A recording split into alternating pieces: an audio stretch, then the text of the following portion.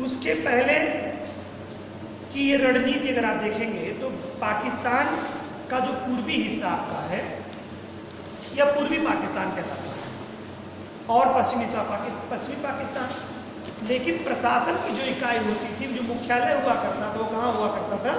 पश्चिमी पाकिस्तान पर ही में हुआ करता था। लेकिन कुछ ऐसी एक्टिविटीज़ बनी कि वहाँ की जो लॉ एंड ऑर्डर की व्यवस्था, कभी आगे चलकर इस पर विषय चर्चा करेंगे, लेकिन हम लोग उसकी इलेक्शन पढ़ना है, ठीक है, प्रोविंशियल इलेक्शन 1937 पढ़ना है, तो हमारा इसके लिए बहुत ज़्यादा मोटिव इसमें नहीं होगा। तो इस नाते हम इसको बहुत संक्षिप्त बता रहे हैं आपको कि 1937 जब 1947 में देश आज़ाद हुआ तो पूर्वी पाकिस्तान बना और पश्चिमी पाकिस्तान बना। उसके बाद 1971 के जो कुछ ऐसी रणनीति, ऐसी स्थिति डेवलप हो जाती है कि जिसमें पाकिस्तान का जो एडमिनिस्ट्रेशन पश्चिमी पाकिस्तान से पूर्वी पाकिस्तान तक करता था, उसको लेकर के विरोध होने लगते हैं। वहाँ पर जो मूल पाकिस्तानी जो लोग, मतलब जो नागरिक थे, जैसे बांग्लादेश के जो नागरिक थे पूर्वी पाकिस्तान के, उनका जो सिस्टम था वो कुछ पश्चिम से तालमेल नहीं खा रहा था, जिस कारण से डिस्प्यूट खड़े हुए। तो पश्चिमी पाकिस्तान जो था वह पूर्वी पाकिस्तान पर अपना दबाव बनाना शुरू किया। उस दबाव बनाने की स्थिति में ऐसी कुछ स्थितियां हुई कि पूर्वी पाकिस्तान और पश्चिमी पाकिस्तान में तकरार की स्थिति आ गई और युद्ध की रणनीति बन गई, युद्ध तक की स्थिति आ गई। तो दोनों, मतलब एक तरह से पश्चिमी पाकिस्तान जो कि शक्तिशाली था, वो उस पर दबाव बनाना शुरू कर दिया। उसने भारत सरकार से मदद मांगी, पूर्वी पाकिस्तान में इंदिरा जी ने पूरी तरह से मदद कर दी। मदद करने के बाद वही परिणाम स्वरूप हुआ, पूर्वी पाकिस्तान को आज़ाद कर दिया गया पाकिस्तान के कब्जे से, पश्चिमी पाकिस्तान के कब्जे से, और एक नए राष्ट्र का निर्माण कर दिया गया, जिसे बांग्लादेश के नाम से जानते हैं। तो ये जो रणनीति हुई, पूर्वी पाकिस्तान को बांग्लादेश बना दिया गया और स्वतंत्र राष्ट्र बना दिया गया, ये पाकिस्तान को आज भी पछता नहीं है। उसको ये लगता है कि तुमने हमारे 2 टुकड़े किए हैं, तो भारत तेरे टुकड़े होंगे। कि जो स्थिति डेवलप होती है वो इसी भावना के साथ होती है कि तुमने हमारे भाई को हमसे अलग कर दिया और तुम्हारे टुकड़े करेंगे। ये उनकी अपनी रणनीति, जबकि भारत का रोल इसमें ऐसा कुछ नहीं था। भारत का रोल सिर्फ इतना ही था कि एक परेशान व्यक्ति की मदद कर दी। तो उसमें पूर्वी पाकिस्तान जो है, वर्तमान बांग्लादेश, उसकी मदद करके उसको एक आज़ाद राष्ट्र के रूप में निर्माण कर दिया गया था। उसी को लेकर के जम्मू और कश्मीर को मुद्दा बनाता है, वो भी चाहता है कि भारत के हर भर संभव प्रयास करता है कि भारत के टुकड़े हो। नक्सलवाद को प्रोत्साहित करने का भरसक प्रयास करता है। वो नक्सलवाद को भी क्या करता है, बहुत ज़्यादा मोटिवेट करता है, नक्सलवाद खूब ज़्यादा डेवलप हो। और पाकिस्तान में जो जम्मू कश्मीर में आतंकवाद की स्थिति देखी नहीं कि सदस्य बनी हुई। तो उसी तरह से ये सिंध प्रांत जो है वो पश्चिमी पाकिस्तान था, और जो आज बांग्लादेश है ये बंगाल का हिस्सा था। तो इन 2 प्रांतों में मुस्लिम लीग की स्थापना, मतलब जो पार्टी की गठन, मतलब जो सरकार बनी थी, मुस्लिम लीग की बहुमत वाली सरकार बनी थी, क्योंकि जनसंख्या में क्या थे, मुस्लिम भाई यहाँ ज़्यादा थे, तो इस नाते वहाँ पर ये सरकार बना पाए। इसके अलावा पंजाब के बारे में मैंने बताया, यूनियनिस्ट पार्टी जो कि सिखों की एक तरह से कही पार्टी थी, वो बहुमत में थी, तो इस नाते उसकी सरकार बन पाई, ठीक है। और बाकी जितने स्टेट बचे, अब स्टेट कौन कौन से बचे? मुंबई बचा, मद्रास बचा, उड़ीसा बचा, बंगाल बचा, असम बचा, बिहार बचा, आपका संयुक्त प्रांत बचा, मध्य प्रांत बचा, संयुक्त प्रांत यानी उत्तर प्रदेश, मध्य प्रांत यानी वर्तमान मध्य प्रदेश, और उत्तर पश्चिम सीमा प्रांत, ठीक है। ये टोटल आपके 8 स्टेट बने, 8 और 3 11 राज्यों में ये स्थित। 3 में तो आपने देखा, एक जगह सिखों की बहुमत वाली सरकार बनी, बाकी 2 जगह मुस्लिम लीग पार्टी की बहुमत वाली सरकार बनी, और बाकी 8 जगहों पे कमोबेश क्या हो गया, कांग्रेस की सरकार बनी। कांग्रेस की सरकार, पूर्ण बहुमत वाली सरकार, मध्य प्रांत, ध्यान से सुनो, नोट करा देंगे पॉइंट्स। मध्य प्रांत, ठीक है, यानी कि वर्तमान समय मध्य प्रदेश, संयुक्त प्रांत यानी उत्तर प्रदेश, देन इसके बाद आपका बिहार, उड़ीसा और मद्रास, ये 5 स्टेट्स में पूर्ण बहुमत की कांग्रेस की सरकार बनी। मुंबई में सिर्फ 1 वोट से ये बहुमत में नहीं आ पाए थे, तो गठबंधन करना पड़ा, तो लगभग मुंबई में भी बहुमत की सरकार बनी। 6 जगह पर इनका पूर्ण बहुमत लगभग करीब में था, 5 में तो 100% पूर्ण बहुमत था, और 6 में मुंबई में थोड़ा समर्थन लेकर के करना पड़ा, और बाकी जो असम बना और उत्तर पश्चिम सीमा प्रांत बना, यहाँ पर और वहाँ पे जो छोटी पार्टियाँ थी उनसे गठबंधन करके कांग्रेस की सरकार। तो 8 तरह से इस तरह से सरकार बना करके वो आगे का प्रक्रिया चलाते हैं। फिर आगे चल करके 1939 में, 37 में तो इलेक्शंस होते हैं बच्चों, 1939 में सेकेंड वर्ल्ड वार हो जाता है, और वर्ल्ड वार हो जाने में भारतीय अपनी कांग्रेस क्या करती है, दो एक बड़े आधार, दो कारण ऐसे बनते हैं जिनके कारण से सार्वजनिक रूप से 8 प्रांतों में कांग्रेस इस्तीफा दे देती है और सरकार मतलब जो है सरकार का सहयोग करने से मना करती है। मुद्दा सिर्फ ये होता है कि भारतीयों को बिना समर्थन के, बिना सही मतलब उनको विश्वास में लिए, यानी कि जो यहाँ पे प्रांतीय जो नेता लोग थे हमारे, उनको बिना विश्वास में लिए भारतीयों को क्या करा देते हैं उसमें, सेकेंड वर्ल्ड वार में भारत को भी शामिल कर दिया जाता है। तो आप जानिए सेकेंड वर्ल्ड वार में अगर पूछे भारत शामिल था कि नहीं था, तो चूंकि उपनिवेश था ये ब्रिटेन का और ब्रिटेन शामिल था तो भारतीय लोग भी उसमें शामिल थे। तो एक बड़ा मुद्दा ये कारण रहा। इसी कारण से आप देखेंगे दिल्ली में इंडिया गेट है आपका, उस पर आप जो देखेंगे स्मारक है वो हमारे भारतीयों के जो सेकेंड वर्ल्ड वार में शहीद हुए थे वो उनके नाम उस पर इंगित किए गए हैं, लिखे गए हैं। ठीक है, वो उन्हीं की स्मृति में बनाया था अंग्रेजों ने। ठीक है, तो एक बड़ा मुद्दा ये था कि जिस कारण से मतलब कांग्रेस ने सार्वजनिक रूप से इस्तीफा दे दिया था और इस्तीफा तब तक दिए रहते हैं कि जब तक कि 1946 का कैबिनेट मिशन नहीं आ जाता और अंतरिम सरकार के गठन का प्लान नहीं हो जाता है, तब तक ये संघर्ष खींचतान एक तरह से कहीं भारतीय नेताओं में और अंग्रेजों में होती रहती है। ठीक है, तो थोड़ा बहुत समझ में आए कहानी, कुछ स्टोरी समझ में आए कि कहानी कैसे है। आगे चलिए नोट करते हैं कि तथ्यों को फिर देखते हैं।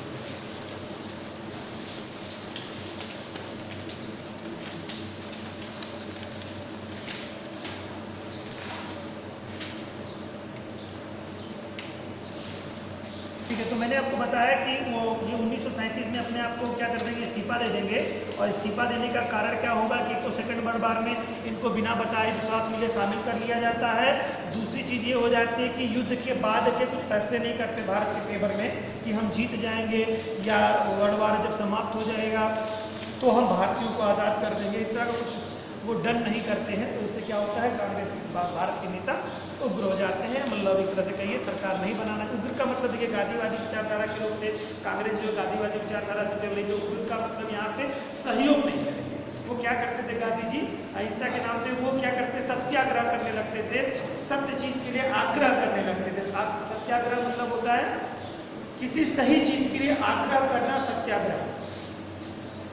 तो आग्रह करेंगे तो इसका मतलब आपका विरोध नहीं करेंगे, मतलब मीन्स हम उस तरह से आपका मतलब ऐसे अनशन की जैसे अक्सर देखते हैं कि जैसे बच्चे को आप कह दीजिए कि यहीं बैठना और कहीं हिलना मत, पढ़ाई करना, तो बच्चा बैठा हुआ है पूरे टाइम, तो आप भी आते हैं बेचारा बैठा ही है, जब से डांट के गए तब से बैठा ही है। तो ये दूसरी सहानुभूति आती है और एक बच्चा जिद करके अड़ियल नजरिए से आ जाता है कि नहीं बिल्कुल ऐसे ही करेंगे, तो वो दूसरी चीज़ होती है। सत्याग्रह मतलब वही चीज़ है कि मतलब देखो कि बिल्कुल अनशन पे बैठे हुए, आपको कोई नुकसान नहीं करेंगे, आप जाइए, हम यहाँ पे रोड जाम करके बैठे हुए। और अगर हमें अनशन देना है तो पता चला क्या कि सड़कों के किनारे हम बैठे हैं। अभी क्या होता है कि लोग अनशन पे पूरी सड़क जाम कर देते हैं, कुछ करते नहीं, बस केवल जाम कर देते हैं, नहीं करते हुए भी बहुत बड़ी चीज़ कर जाते हैं वो कि रास्ते में आवागमन होता है तो बहुत सारी ऐसी चीज़ें हैं जो कि मतलब सड़कों से ही होकर के होती हैं हमारी, तो वो बाधित हो जाती है और हमको लगता है कि हमने तो कुछ किया ही नहीं, ना तोड़ा ना फोड़ा और न कल सड़क जाम कर रखी है, लेकिन वो भी एक तरह से सरकार का विरोध हो जाता है। तो क्या करते हैं, किसी अभी देखिए कोई जो लोग स्ट्राइक करते हैं, आंदोलन करते हैं, किसी अपनी डिमांड को मांग करते हैं, तो सरकार क्या करती है, उन्हें किसी बड़े पार्क में एक अच्छी जगह मुहैया करा देती है जहाँ पे पानी, रहने के लिए छत की व्यवस्था होती है, शौचालयों की व्यवस्था होती है, शुद्ध पेयजल की व्यवस्था होती है और कहती है वहाँ पे आप रहिए। वहाँ पर लोग अनशन करते हैं, अपनी बातों को रखते हैं, सरकार उनकी बातों को सुनती है फिर आगे चल करके। तो गांधी जी भी वही करते थे, शांतिपूर्वक अपना नजरिया रखते थे, तो वो भी इस तरह इस्तीफा दे करके सब कांग्रेस भी वही कर रही है कि अब और कांग्रेस का वर्चस्व भी काफ़ी बढ़ चुका है क्योंकि 8 प्रांतों में सरकार बना लेने से वो क्या उत्साहित है, अपने आप को उत्साहित है, उत्साहित होने के कारण से वो ऐसी चीज़ें कर रही है। ठीक है, चलिए आगे देखते हैं, नोट करिए 1937 का प्रांतीय चुनाव, आई थिंक हेडिंग पड़ी हुई है। ठीक है, तो प्रोविंशियल इलेक्शंस 1937 नोट कर सकते हैं। चलिए इसमें लिखते हैं बच्चों, भारत शासन अधिनियम इंडियन काउंसिल एक्ट 1935 के अधीन फरवरी 1937 में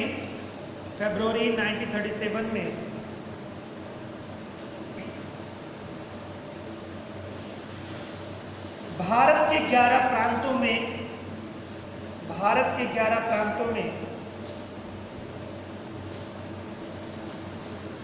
प्रांतीय विधानमंडलों के चुनाव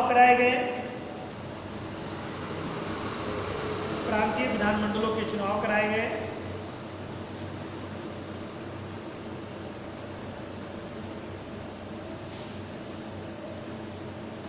चुनाव में कांग्रेस को भारी सफलता प्राप्त हुई या भारी विजय प्राप्त हुई? चुनाव में कांग्रेस को भारी विजय प्राप्त हुई।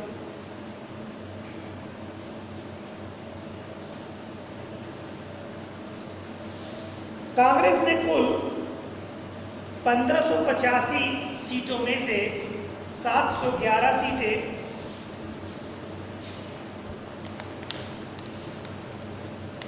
1585 सीटों में से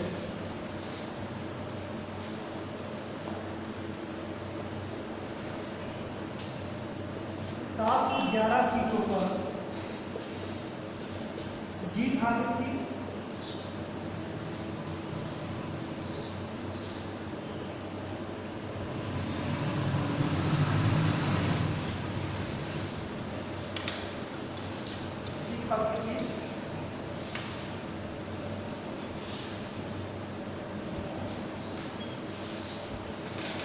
सीटों में से 711 सीटों पर किसकी जीत हो रही है? कांग्रेस की जीत हो जा रही है। ठीक है, जीत हासिल हुई तथा 5 प्रांतों में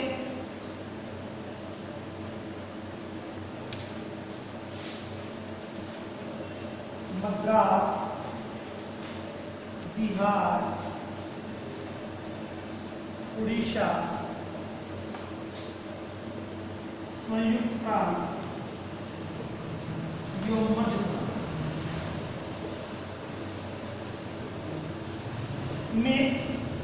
में कांग्रेस की पूर्ण बहुमत की सरकार बनी। कांग्रेस की पूर्ण बहुमत की सरकार बनी। कांग्रेस की पूर्ण बहुमत की सरकार का बनी।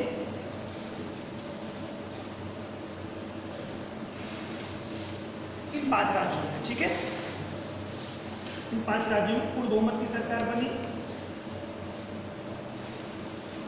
तथा बंबई, असम और पश्चिमोत्तर सीमा प्रांत में बंबई, असम, पश्चिमोत्तर सीमा प्रांत में गठबंधन की सरकार,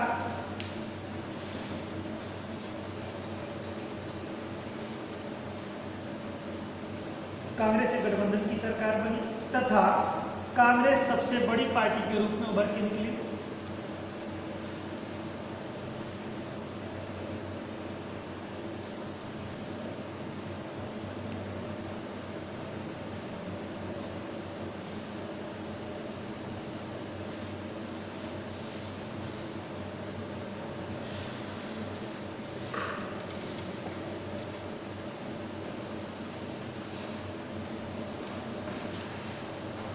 ठीक है, सबसे बड़े राजनीतिक दल के रूप में गिरी।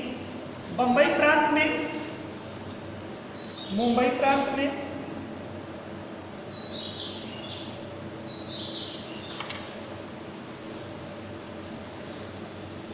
कांग्रेस बहुमत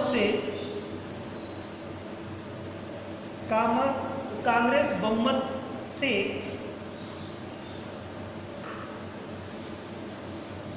काफी करीब, बहुमत के काफी करीब, से शब्द नहीं ठीक है, कि बहुमत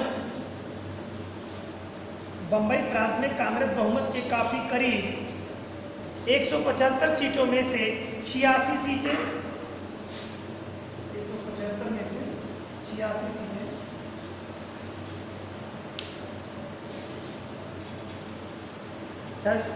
छियासी सीटों पर विजय प्राप्त की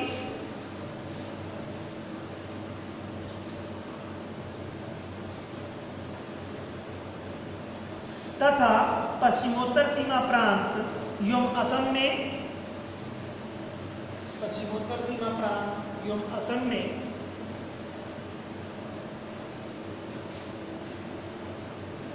कांग्रेस ने मिलीजुली सरकार बनाई।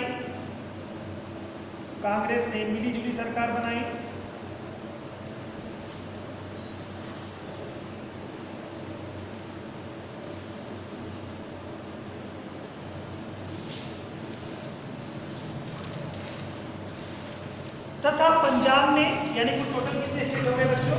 5 की 8 स्टेट हो गए नहीं ये?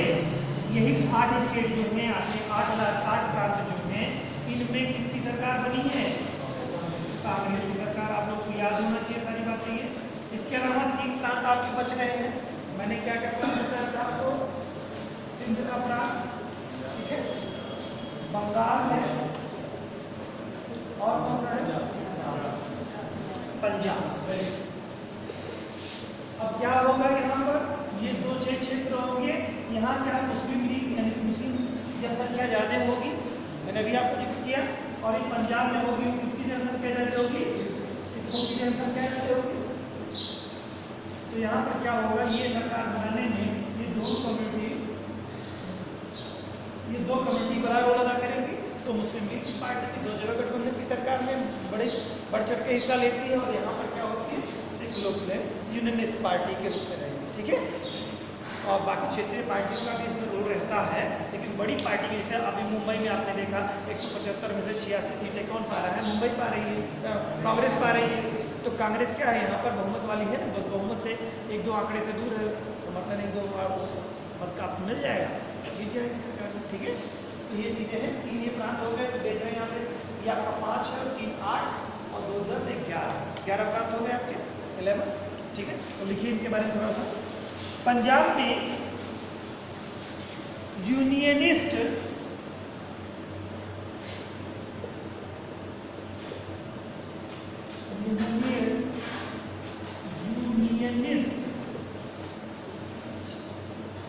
ठीक है,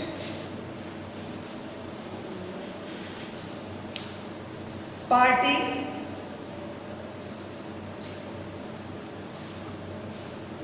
तथा बंगाल में कृषक प्रजा पार्टी, बंगाल में कृषक प्रजा पार्टी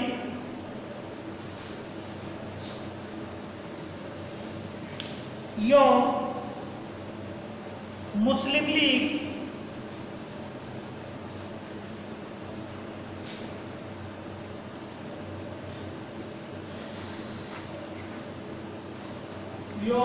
लीग की गठबंधन की सरकार बनी।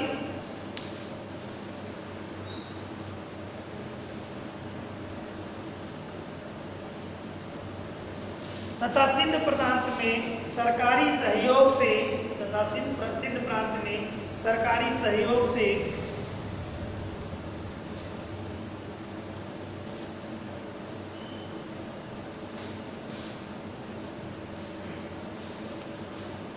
सरकार गठित की गई। सरकार गठित की गई।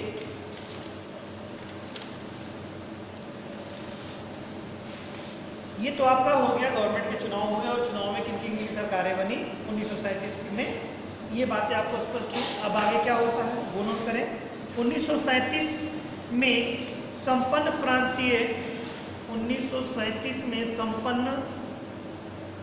प्रांतीय विधानसभा चुनाव में 1937 में संपन्न प्रांतीय विधानसभा चुनाव में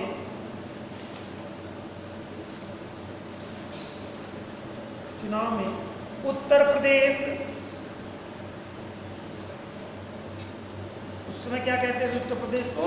संयुक्त प्रांत, ठीक है। उत्तर प्रदेश या संयुक्त प्रांत के कुल 228 सीटों में से 134 सीटों पर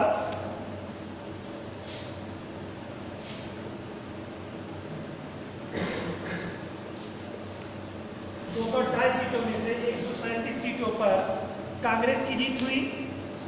या हाँ सॉरी 34 228 में से 134 सीटों पर जीत हासिल की।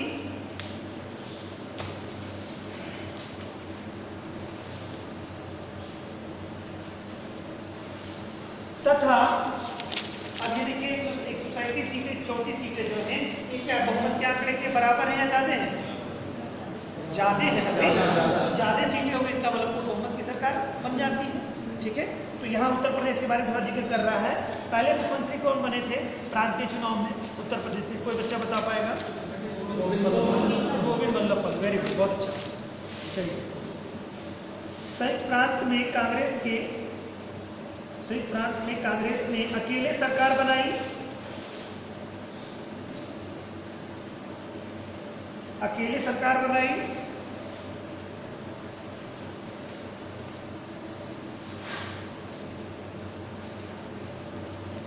तथा सरकार में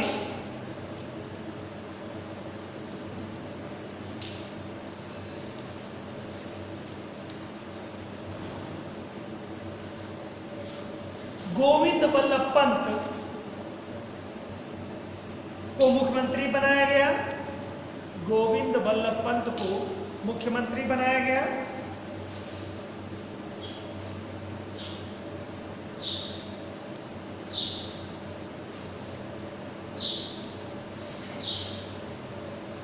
तथा विधि एवं न्याय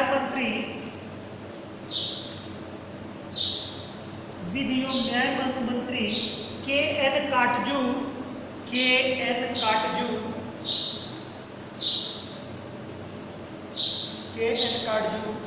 को बनाया गया।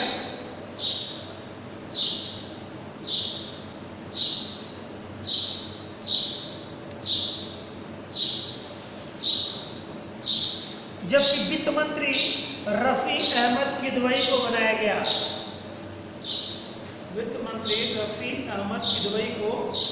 गया। ये नाम आप याद रखेंगे क्योंकि इधर जो इलेक्शंस हो रहे हैं ये थोड़े से इनमें से कुछ एक के नाम महत्वपूर्ण होंगे, ठीक है, तो ये ध्यान रहना चाहिए आप लोगों को बेटा।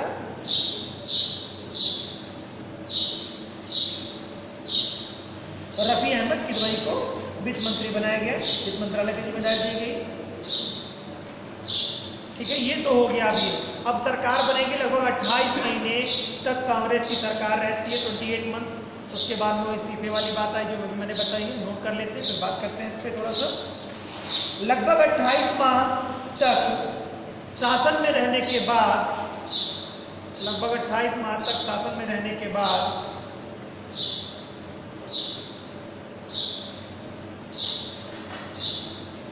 अक्टूबर 1939 में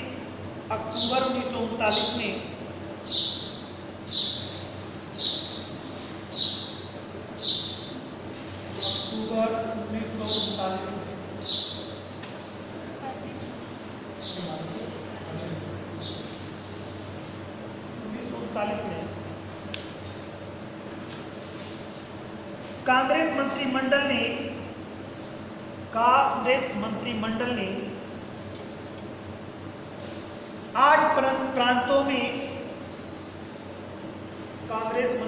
ने 8 प्रांतों में सामूहिक रूप से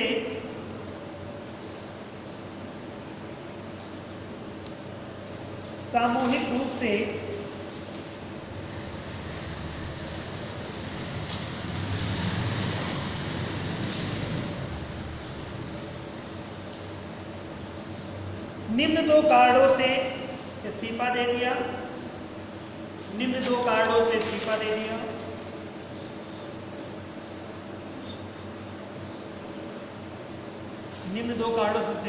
कारण नंबर 1 था, यह बिना बताना ही लिखिए, बिना कांग्रेस की सहमति के भारत को, नंबर 1 कारण था,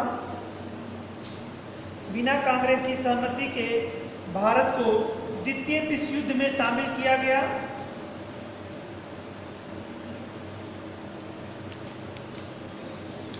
बिना कांग्रेस की सहमति के भारत को द्वितीय विश्व युद्ध में शामिल किया गया। पहला कारण ये था, किया जाना भी कह सकते हैं इसको, या किया गया था या किया गया। दूसरा कारण था कांग्रेस के युद्ध के उद्देश्य की घोषणा,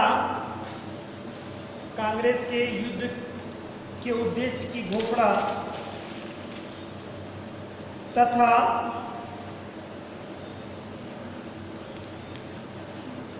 युद्धोपरांत भारत की स्वतंत्रता की मांग,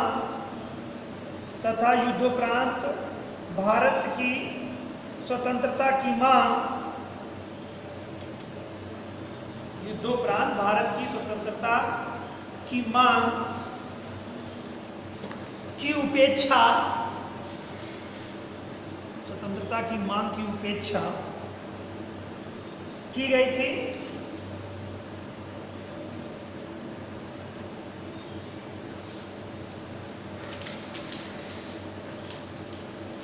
तो ये दो कारण थे। क्या कहा गया था? एक तो बिना उसकी सहमति के ही सेकंड वर्ल्ड वॉर में भारतीयों को शामिल कर लिया गया। दूसरी बात ये थी कि कांग्रेस ने ये डिमांड करी कि भाई देखिए आज़ादी उसके बाद में जब द्वितीय विश्व युद्ध हो जाएगा तो आप एक श्योरिटी दीजिए कि भाई भारतीयों को आज़ाद कर देंगे, कुछ ऐसी बात। तो वो भी उपेक्षा की गई, नहीं ऐसा नहीं हम कर पाएंगे, नहीं करेंगे। तो कांग्रेस को लगा कि एक सही अवसर है कि ब्रिटेन उलझा हुआ है सेकेंड वर्ल्ड वॉर में, तो यहाँ पर हम दबाव बनाएंगे तो संभवतः हो सकता है कि हमारी बातें मान ली जाए, ठीक है। क्योंकि हमारे सैनिक ही तो लड़ने जा रहे थे, मैक्सिमम सैनिक हमारे ही मारे गए वहाँ पे, है ना। तो इस नाते वो ये दबाव बना रहे थे और इसी नाते सामूहिक रूप से अगर 1937 में लोग क्या कर देंगे, अक्टूबर 1937 में इस्तीफा दे देंगे सर सामूहिक रूप से, ठीक है, 8 जगहों पर। तो अब इसका लाभ कौन उठाएगा? मुस्लिम लीग, क्योंकि भाई बंटवारा हो चुका है और दुश्मन अपना सब नुकसान करके क्या करता है, अगर आपको हरा ले जाए अपना लॉस करके तो उसे बड़ी प्रसन्नता की प्राप्ति होती है। जो एक तरह से जो एनिमी आपका किसी भी फील्ड का होता है वो अपना लॉस भूल जाता है, उसको टारगेट यही दिखाई देता है कि आपका लॉस होना चाहिए। तो कम उम्र से ऐसे मुस्लिम लीग भी अपना कर रहा है कांग्रेस को लेकर के, वो अवसर का लाभ उठा रहा है। क्या लेगा देखिए, कांग्रेस मंत्रिमंडल के सामूहिक त्यागपत्र दिए जाने के पश्चात, पैराग्राफ चेंज करके बेटा, कांग्रेस मंत्रिमंडल द्वारा सामूहिक रूप से त्यागपत्र दिए जाने के पश्चात मुस्लिम लीग ने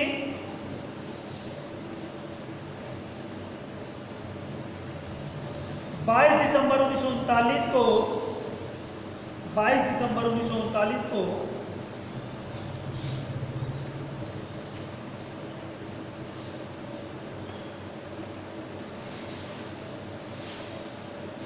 मुक्ति दिवस,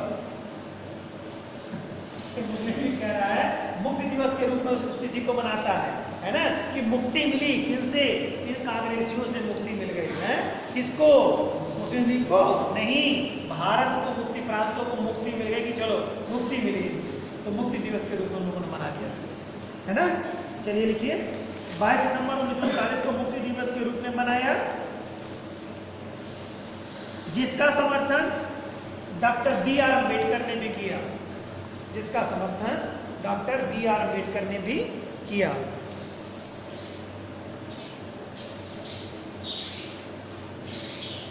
ठीक है,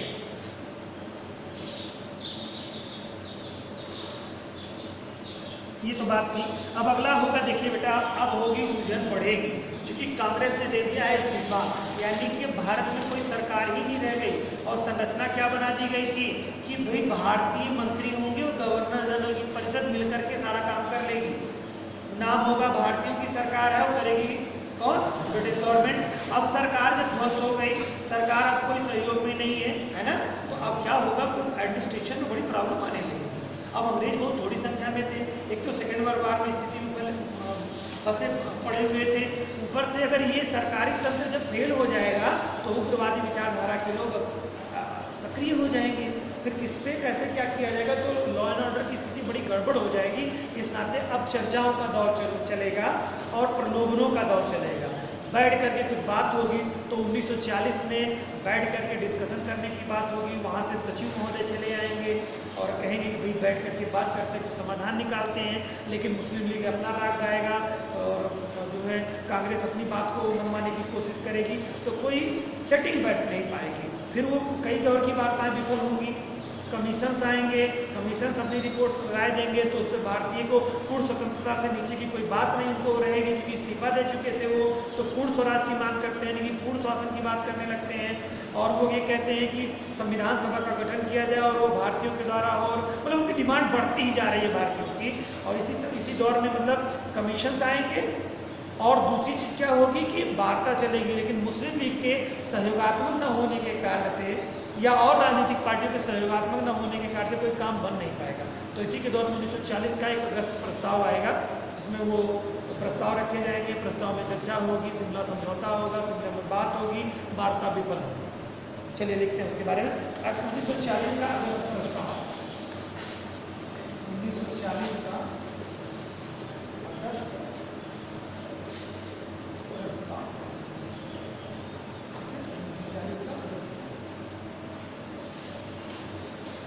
ये प्रस्ताव आया क्यों है? क्योंकि अब मंत्रिमंडल इस्तीफा दे चुका है, मैं आपको बता चुका हूं। इस्तीफा देने के नाते अब क्या किया जाए कि कुछ सॉल्यूशन निकल आए, है ना।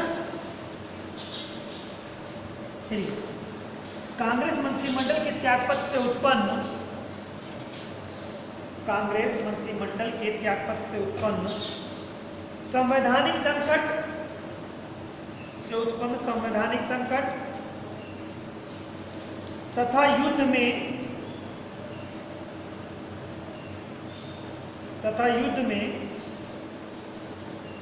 भारत के सहयोग की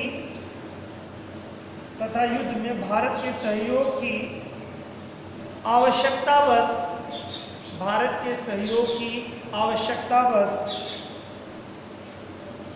ब्रिटिश सरकार ने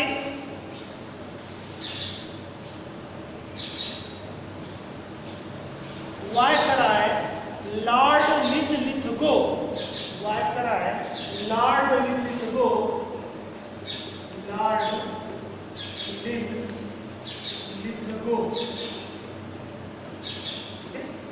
ये कौन थे? वायसराय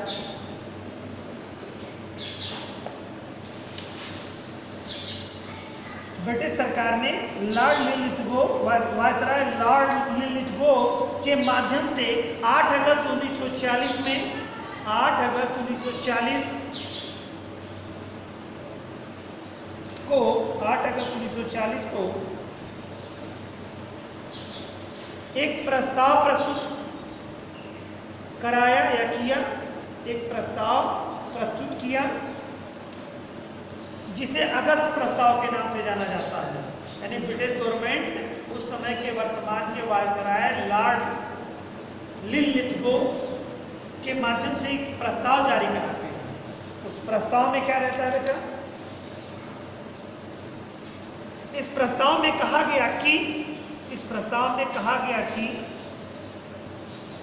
डैश करके लिखिए,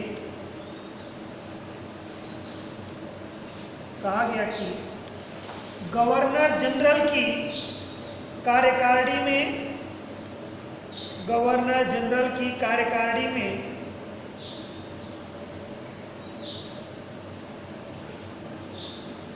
और अधिक संख्या में भारतीयों को शामिल किया जाएगा।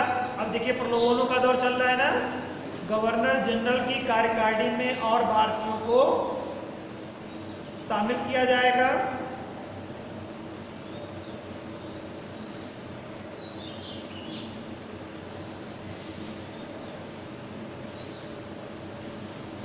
दूसरा कहा गया एक युद्ध सलाहकार परिषद का गठन किया जाएगा।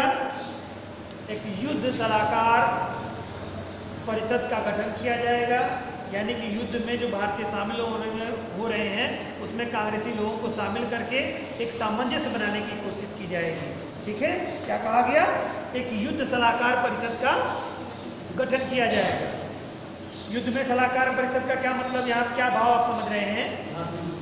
उसमें भारतीयों का जो थोड़ा सा सहयोग लिया जाएगा, उसमें ये कहा जाएगा कि भाई ठीक है इस युद्ध में ऐसे ऐसे कैसे कैसे क्या किया जाए, तो उसमें सहभागिता मात्र से ही क्या हो जाता है, जो विरोध होता है वो घट जाता है, या संभवतः कहिए एक तरह से खत्म की स्थिति में आ जाता है, हल्का फुल्का विरोध हो जाता है। अब डायरेक्टली आप किसी से बिना पूछे कोई डिसीजन, जैसे पेरेंट्स क्या करते हैं, एक बार आपकी सहमति ले रहे हैं कि आपके लिए कर रहा हूँ, तो आप उसमें ये नहीं कह पाते हैं कि मुझसे पूछा नहीं। ये अलग बात है कि वो 99% काम हो चुके होते हैं, फिर आपको कहा जाता है कि भाई देखो ऐसा ऐसा है, ऐसे कर दे रहे हैं आपके लिए, तो आप चाहे हाँ कहो या आप ना कहो, काम वही होता है। लेकिन इसमें अगर यही चीज़ें बिना कहे ही आपको एक सरप्राइजिंग सा हो, तो वो आपको झटका भी दे सकता है। अगर निगेटिव बातें हैं आपके परिप्रेक्ष्य में, जो नहीं आप पसंद करते हैं वो हो गया, तो आपको झटका सा लग जाएगा, और अच्छी बातें हैं तो आप बहुत प्रसन्न हो जाएंगे। है ना। तो यही चीजें यहाँ पे कांग्रेस के साथ किया जा रहा है भारतीय नेताओं को। तीसरी बात क्या कही गई थी, भारत का संविधान बनाना भारतीयों का अपना अधिकार है। भारत का संविधान बनाना भारतीयों का अपना अधिकार है। भारत का संविधान बनाना भारतीयों का अपना अधिकार है। और युद्ध की समाप्ति पर भारत में औपनिवेशिक स्वराज स्थापित किया जाएगा। औपनिवेशिक स्वराज स्थापित किया जाएगा।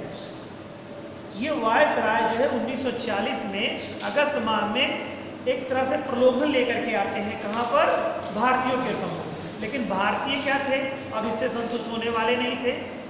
वो क्या करेगा, मुस्लिम लीग भी इसका विरोध करने लगेगा और कांग्रेस भी विरोध करेगी। क्या करते हैं, पैराग्राफ चेंज करके लिखिए, कांग्रेस तथा मुस्लिम लीग दोनों ने इस पर असंतोष व्यक्त किया।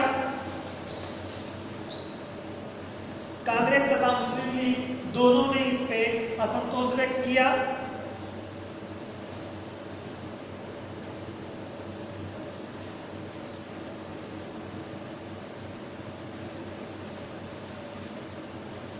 अब कारण बता रहा है कांग्रेस ने क्यों किया और मुस्लिम लीग ने क्यों किया।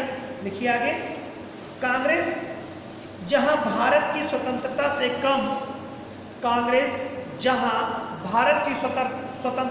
कम पर समझौता नहीं करना चाहती थी।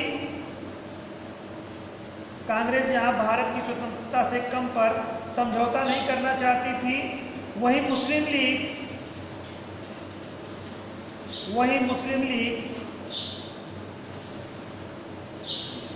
अपनी भारत विभाजन की मांग पर अडिग था।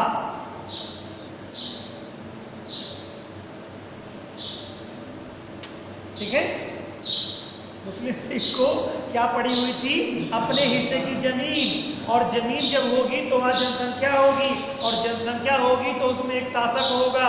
तो शासक बनने की बड़ी लालसा, ललक क्या करती है, व्यक्ति को गलत ट्रैक पे लेके चली जाती है। तो मुस्लिम लीग भी यहाँ पर क्या हो रहा है बच्चों, गलत ट्रैक पे जा रहा है। जी हाँ, बिल्कुल गलत ट्रैक पे जा रहा है, लेकिन वो ये मानने को तैयार नहीं होगा कि हम गलत ट्रैक पे। उसको तो ये मिलेगा ना कि हमको सत्ता चाहिए। और कहते हैं ना, यही जब कहानियां निकल गई है कि मतलब जंग में सब जायज है, तो उसको क्या है, अधिकारों की जंग लड़ रहा है, तो उसको ये लग रहा है सब जायज है। लेकिन यहाँ पर क्या हो रहा है, भारत तो एकता की बात, जैसे कांग्रेसियों का जो मत था वो एक भारत के बारे में, अखंड भारत के बारे में कल्पना करते थे कि जो जानते थे जितने टुकड़ों में बटेंगे उतना ही भारत की संस्कृति, सभ्यता ये सब खंडित होती चली जाएगी। और फिर ये जो एक बड़ा राष्ट्र भारत रहा है वो फिर वो परिकल्पना समाप्त हो जाएगी।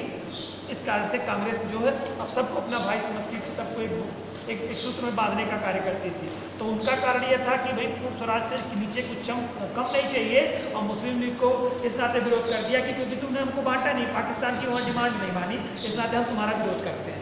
अगर पाकिस्तान की बात करें तो हम तुम्हें तुरंत बात करना शुरू कर देंगे। ये मोटिव उनका निकल के आ रहा है, बट ऐसा वो नहीं करते हैं। कारण क्या है, ये तो करना ही चाहते थे, वो कर ही देते, लेकिन ये कर देने के बाद कांग्रेस उग्र हो जाती।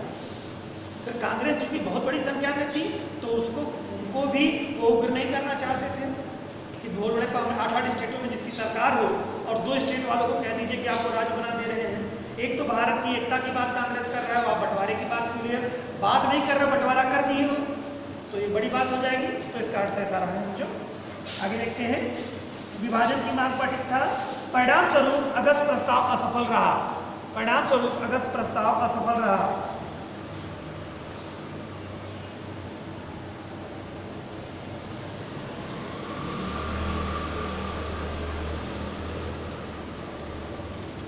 कांग्रेस ने अगस्त प्रस्ताव के विरोध तथा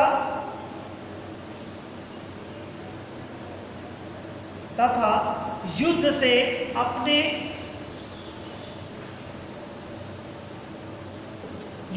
अपने को अलग साबित करने के लिए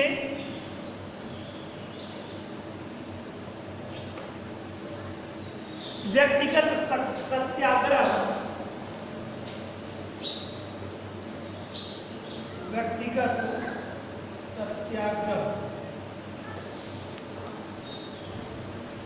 किया। इसमें क्या है कि उन्होंने कहा कि भाई एक तो आपने हमको बिना बताए उसमें युद्ध में शामिल कर लिया है, तो हम इसका समर्थन नहीं करते हैं कि हम उसमें शामिल नहीं है, जिससे विश्व समुदाय देखे, विश्व का ध्यान जाए कि भाई भारत नहीं शामिल इसमें है। ये चूंकि इस पर शासन कर रहा है ब्रिटिश गवर्नमेंट, और ब्रिटिश गवर्नमेंट जबरदस्ती करा रहा है, ये चीज़ थी। तो उसमें व्यक्तिगत सत्याग्रह की शुरुआत कर दी गई। किसने शुरू की? गांधी जी ने। ठीक है, गांधी जी एक ऐसे व्यक्ति थे जो व्यक्तिगत सत्याग्रह पे विश्वास रखते थे, आमरण अनशन में बैठ जाते थे, बिना भोजन पानी के बैठ जाते थे, है ना। काफ़ी स्ट्रॉन्ग विल पावर उनकी थी, अन्यथा उनके शरीर में देखते थे हाड़ मांस नहीं था, मतलब केवल हाड़ ही था, मांस विहीन शरीर था उनका, है ना। फिर आगे चल करके तो उनके परिधानों को भी आप लोग देखते होंगे, आज हम लोग कहीं पे भी उनको नोटों पे भी देखते हैं तो उनके वही परिधान थे। उन्होंने भारत की गरीबी को देखते हुए, अपनी सुख सुविधाओं का पूरा त्याग करते हुए, बैरिस्टर होते हुए भी उन्होंने गरीबी को अख्तियार किया, और एक जो धोती उनकी हुआ करती थी, उसी धोती को एक तरह से कहिए कि आधे वस्त्र में उन्होंने अपने जीवन को त्याग किया। आज महापुरुष के रूप में वो जाने जाते हैं, विश्व समुदाय में उनकी पूजा एक तरह से होती है। उसके पीछे का मोटिव वही रहा है, वो एक उसी जो धोती के कपड़े होते थे उसी से ही वो अपने ऊपर के हिस्से को भी ढकने का प्रयास करते थे, मतलब कार्य करते थे। यानी पूरे जीवन उन्होंने, मतलब जब से इस आज़ादी की लड़ाई में वो कूदे, और पूरा जीवन एक ही वस्त्र, मतलब वो पूर्ण वस्त्र में कहीं आप उनको देखेंगे नहीं। जब शुरुआती दौर के बैरिस्टर के रूप में देखेंगे तो वहाँ पे कोट पैंट टाई आप उनको देखेंगे, बाद की स्थिति में वो धोती के ही आधे हिस्से से वो अपने बाकी शरीर को ढके हुए मिलते हैं। तो वो व्यक्ति वही कर सकता है जिसकी इच्छा शक्ति स्ट्रांग हो, मजबूत हो। उन्होंने क्या किया कि अंग्रेजों पर निर्भरता खत्म करने के लिए सूत और तकली, गांधी आश्रम की जो व्यवस्थाएं हैं सब क्या गांधी जी के ही नाम, गांधी जी का आश्रम है ना, यानी आत्मनिर्भर बनाने के लिए उन्होंने सूत और तकली का प्रयोग किया। तकली और सूत का प्रयोग करते हुए स्कूलों में भी पहले से शिक्षा दी जाती थी, बेसिक एजुकेशन इंस्टीट्यूट को शामिल किया जाता था।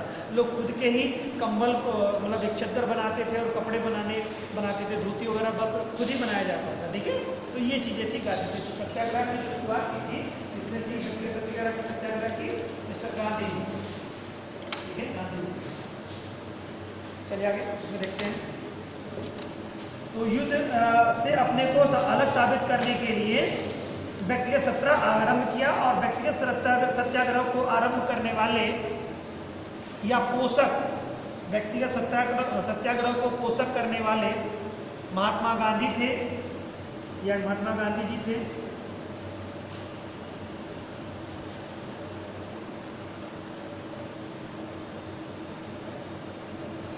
अभी गांधी जी ने अपना व्यक्तिगत सत्याग्रह अपना कहाँ शुरू किया?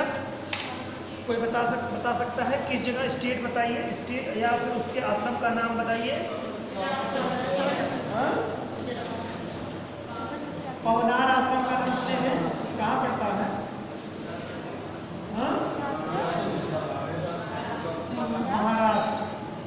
महाराष्ट्र के पवनार आश्रम में गांधी जी ने क्या किया था?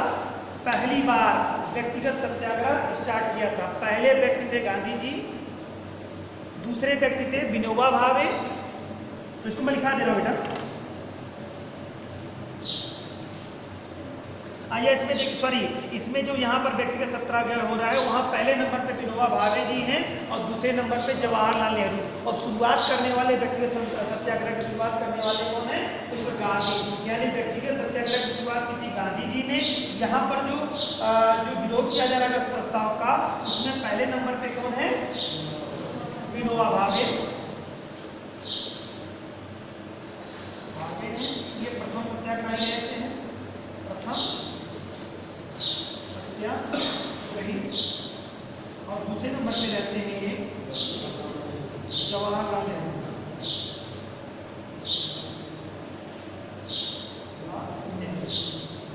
ध्यान रखिएगा, जवाहरलाल नेहरू लिखिए। व्यक्तिगत 17 अक्टूबर 1940 को व्यक्तिगत सत्याग्रह 17 अक्टूबर 1940 को पवनार आश्रम